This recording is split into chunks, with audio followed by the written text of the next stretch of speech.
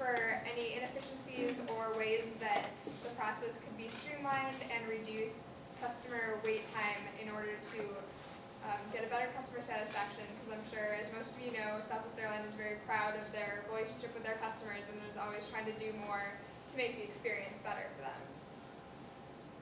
So a general outline of this presentation, I'm going to go through some background with you, and then there are two parts to our analysis. We did an analysis of the data using the data that we had in Excel, and then we created a simulation in order to simulate two alternatives to see if there were any kind of improvements that happened from those alternatives. So as I said, our client was Southwest Airlines. We were to review the current process and suggest changes to improve the process. And we did 3 observations at Love Field. And basically the setup there is that you wait in a queue line. If you've ever been to an airport, you can probably imagine waiting in line to check in. So you go through the black ropes, and at the end of the rope there are 8 kiosks, and then behind them are about 3 agents. So you use the kiosk to check in, it prints your boarding pass, and you can also say how many bags you're checking. And then behind the counter, the agent prints out the boarding pass, tags your bags, which are on a scale to the side of the kiosk, and then they put them on the belt located behind the agents in order to get them checked in onto the airplane. So as I said, we did 3 observations, and we found that it was best to focus on different things on each observation and rather than trying to get all of the information at once. So the first time we followed customers through the entire process. So this meant we each would do a different customer, and we would say this customer arrived at this time, they got to the kiosk at this time, and they left the kiosk at this time. That was probably the most difficult observation we did, because you were trying to look at people checking in and then also getting people as they came into the line, so that when the person you were looking at was done, you would have somebody else to log data for. So that was pretty complicated. So the next time we went, we decided to divide and conquer. So I looked at the arrival rates for clients as they would enter the queue, and Brett focused on the processing time, where they would use the kiosk, interact with the agent, and he was able to document how many bags they were checking, how many people were in a group. So this gave us much better data in order to create our simulation. And then the third time, we decided to separate what we called processing time, which is the time you spend at the kiosk, and there's kiosk time, which is where you're checking in and you're telling the machine how many bags you have, and then there's agent time, which is the interaction with the agent and them actually physically tagging your bag and placing it on the conveyor belt to go on the airplane. So this is going to be a quick analysis of what we did in Excel. So as I explained, there's 3 parts to the process. There's the queue length time, the kiosk time, and the agent time. And this is a histogram of what we observed as far as queue wait time. And as you can see, the average was 85 seconds with a mean of 49 seconds. And the data is very skewed towards the 30 to 70 second range. And so that's where the majority of people fall, but there's a lot of people who would either be distracted in the line or they would take extra time. And so that's where kind of these larger values come from that raised our average. So once a person gets to the front of the line, they need to interact with the kiosk. And this is a histogram of the kiosk times. As you can see, the vast majority are in the 60-second range. And there's an average of 69 seconds and a median of 60 seconds. So you can expect your kiosk time to be about 60 seconds if you know what you're doing. And then you have, this person over here who took over 160 seconds, who probably was someone who didn't know how to interact with the kiosk, couldn't quite get the buttons to work, didn't understand. And so that also affected the average, which we were kind of able to even out using the median. So the final part of the process is the agent time. And this is the time it takes the agent to tag the bags and put them on the conveyor belt. And they also check the person's ID to make sure that the name on the ID matches the boarding pass that was printed out.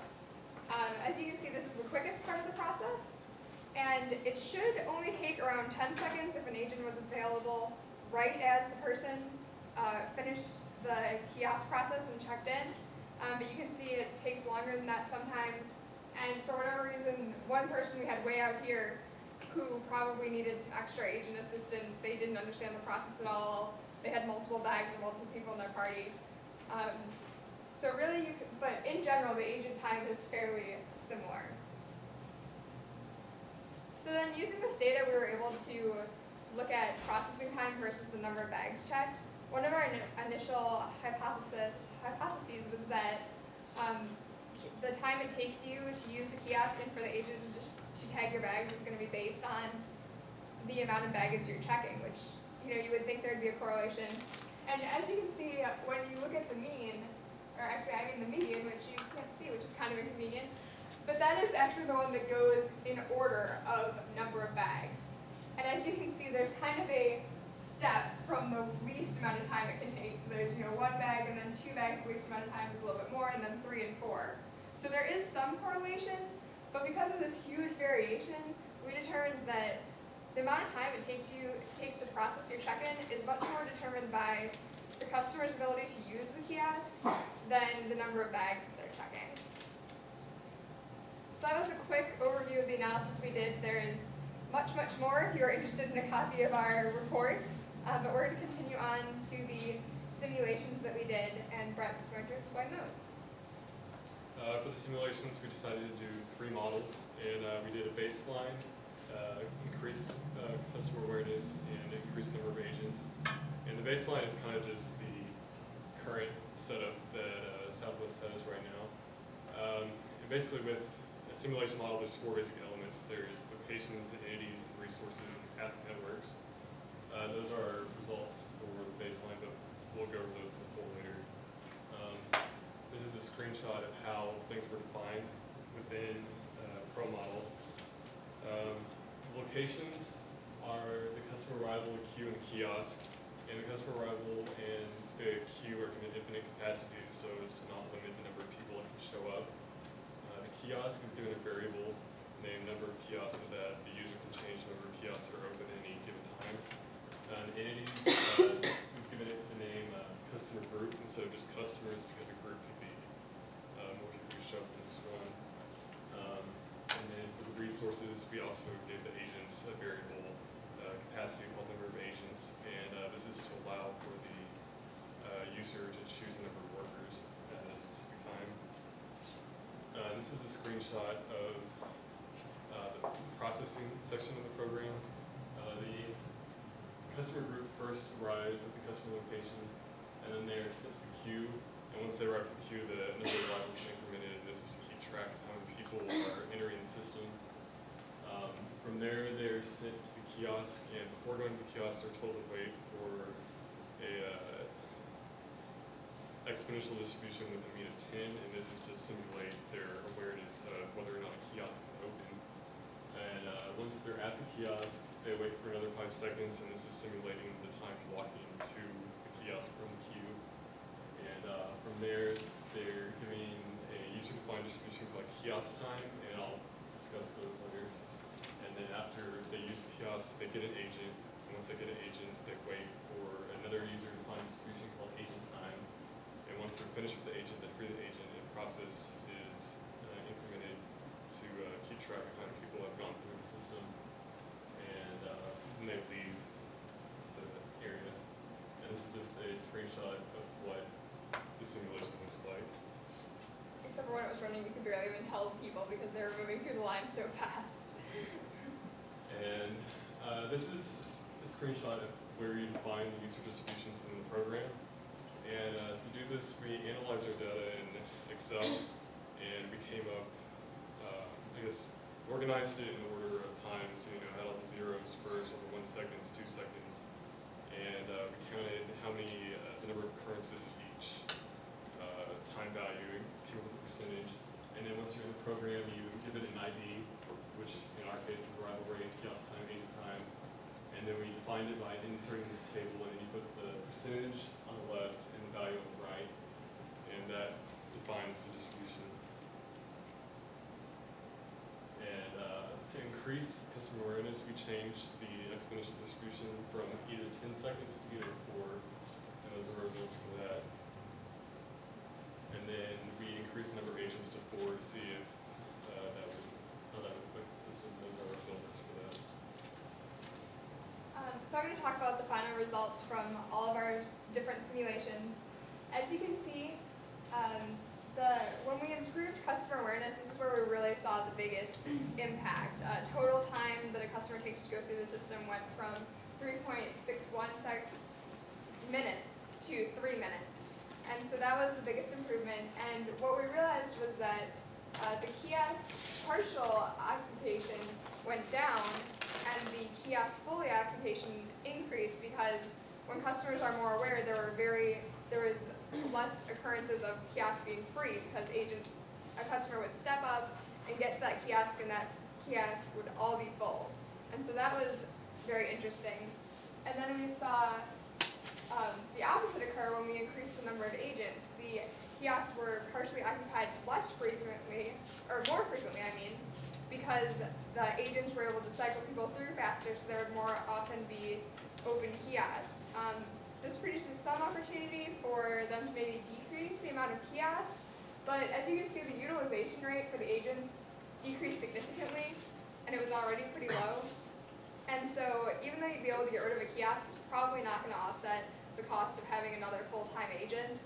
And you also only decrease the total service time by 0.2 minutes. And so we came to the conclusion that finding a way to improve customer awareness would be much more beneficial to the company than trying to add another agent.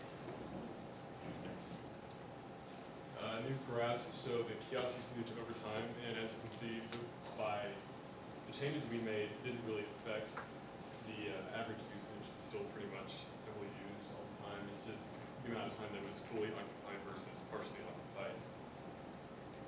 And then these show the queue length over time. And for the baseline, which is on the top, and the increase in reagent, which is on the bottom, the queue length was more sporadic with many peaks where the queue is built up. And with the increased customer awareness, it was more stable, and more people, most of the time, it was partially full. So the final conclusions that we made are that the current average system wait time was 3.61 minutes, which really isn't that bad for the number of people Southwest is turning through. So their current process is pretty good. It could be improved by increasing customer awareness. There's a chance that you would get a 17% reduction in total time.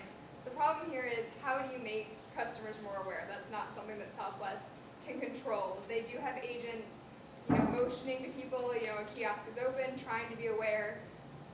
So maybe they could be a little bit more forceful in that action. Maybe they could have someone on duty trying to move people through the line.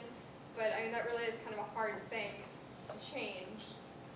And then, as I kind of discussed before, adding another agent only gives you a 5% reduction in total time, and the cost is not going to be worth that small reduction. And so those are the conclusions that we came up with, and thank you very much. And does anyone have any questions?